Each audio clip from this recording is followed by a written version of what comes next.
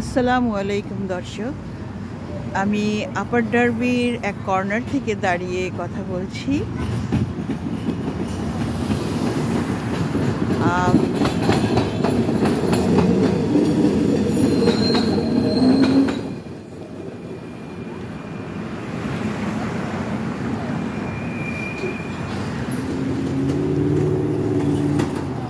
আমি গত রাতে এসেছি আপার ডার্বিতে, ঘুরতে এসেছি।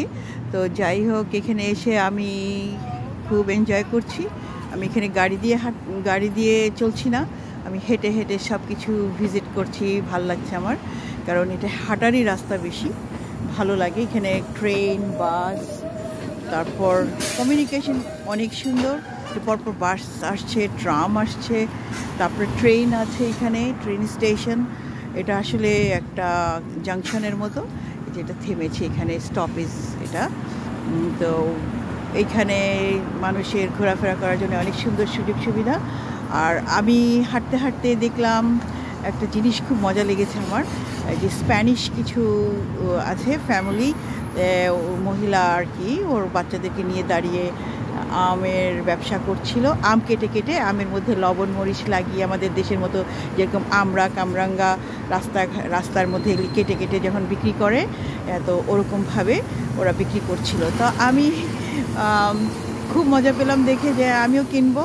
তো এই যে আমার আম এখানে দেখাচ্ছি, এটা আমি কিনেছি। এটার মধ্যে তারা লবণ মরিচ, তারপর লেবুর রস, তারপর আর লবণ, মানে অনেক মজা করে সব মশলাগুলি দিয়েছে। তো আমি এটা খাবো।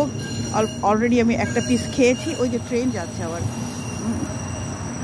তো অলরেডি আমি খেয়েছি একটা পিস, খুব মজা লেগেছে। সেই বাংলাদেশের মতো মজা লেগেছে। রাস্তায় যখন বের হতাম, ঝালমুড়ি, তারপর এই যে যত আমরা কটবেল যাই রাস্তায় পেতাম খেতাম, ঘৃণা করতাম না কখনই। রাস্তাঘাটের খাবারগুলো আমার কাছে ভালোই লাগতো, যদিও জানি ধুলো টুলো পড়ে, তারপরেও আলহামদুলিল্লাহ আমি খুব সুন্দর, খুব মজা করছি। আর ট্রামের উপর ট্রাম যাচ্ছে, দেখেন, খুব এনজয় করছি আলহামদুলিল্লাহ। আমি আবার কিছুটা, ওকে, এই মুহূর্তের জন্য এইটুকুই থাক, পরে আবার আমি বলবো ইনশাআল্লাহ। বাই।